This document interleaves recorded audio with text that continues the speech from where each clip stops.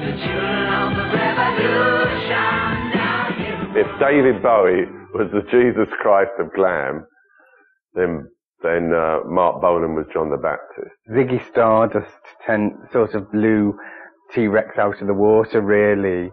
When you're talking about the look of David Bowie, then I think David would freely acknowledge that Lindsay Kemp had the most influence on that. The makeup, making yourself look wildly outrageous. My generation heard of Lindsay Kemp through David Bowie.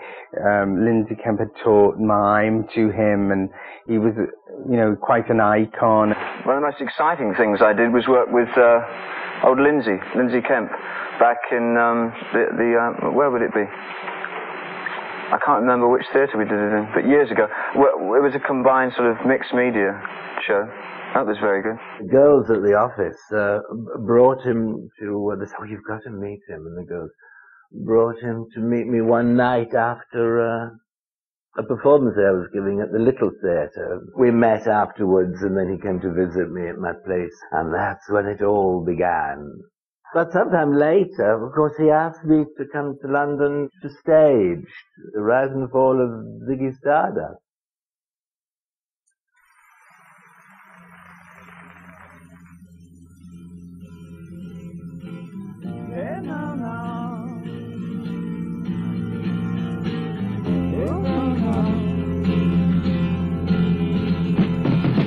Didn't know what time it was and the lights were low. I leaned back on my radio. Some cat was laying down some "Get It On" rock and roll, he said. I had this huge amount of press clippings and photos of David Bowie. Well, I swapped them so I could get my first guitar. There's this man waiting in the sky. He'd like to come and meet us, but he thinks he'd blow our minds. And there's a star man waiting in the sky. He told us not to blow it, 'cause he knows it's all worthwhile and growing. Let the children use it, let the children use it, let all the children do get. I was lucky enough to be in the right time at the right place with the right instincts and got to be one of the messengers. When everybody copped a look at David, they wanted to know. Like that shot of David biting Mick Ronson's guitar. That was, I know, a very important picture in David's career. There was David Bowie filleting Mick Ronson's guitar and obviously relishing it. And so that, as a visual statement, was very powerful. And obviously, David performed the act, but I got the shot. As we all remember, the climate of the times was a bisexual one, which was certainly something that David promoted in a very overt way. But that was all in the air. This was the time when the lads were all coming out of the closet. That sexual ambiguity I could relate to, and I think although I knew by that time, or suspected strongly that I was gay, being bisexual sounded so much more exotic and fashionable. David, I think, had a Japanese designer who did his beautiful clothes and cut his hair and dyed it, ghastly, fabulous red. I was mortified when I first saw it, I thought, well, I always encouraged him to be extreme, I didn't really mean that extreme, but it did the trick.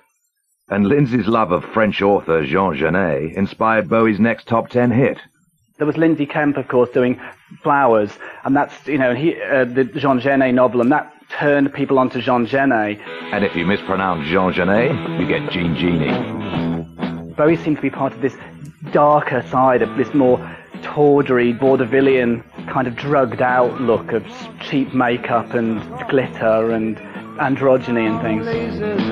Slashback blazers and ate all your razors while pulling the waiters, talking about Monroe and walking on Snow White. Another behind-the-scenes influence was David's first wife, Angie Bowie. I saw how important she was as an energizing force. She helped with the costume. She was like the tour manager, and she was always buzzing around David, you know, encouraging the right people to work with him. I seem to draw a lot of fantasies out of people, a lot of the fan mail I get. A lot of it is awfully nice. I mean, they say, how's your baby and how's your wife? I think she was probably the most liberated one of everybody, to be quite honest, without going into details about anything at all. I think she maybe was more liberated than David in a certain sense.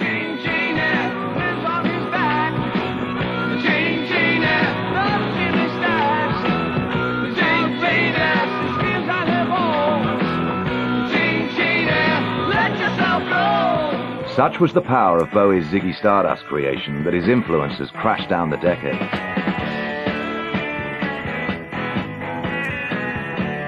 This is Steve Harvey, a Ziggy clone. And with Bowie's blessing, Steve and his mates recently restaged the famous Farewell to Ziggy concert and toured it round the country.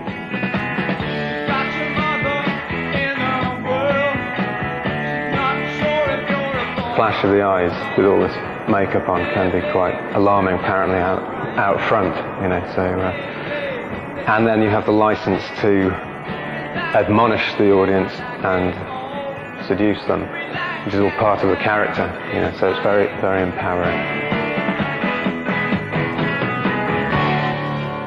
But back to the real thing. It's a god-awful small affair to the girl with the mousy hair.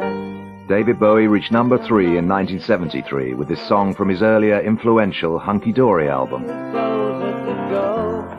Well, I was obsessed with sort of David Bowie, and but I must admit I was more into Hunky Dory.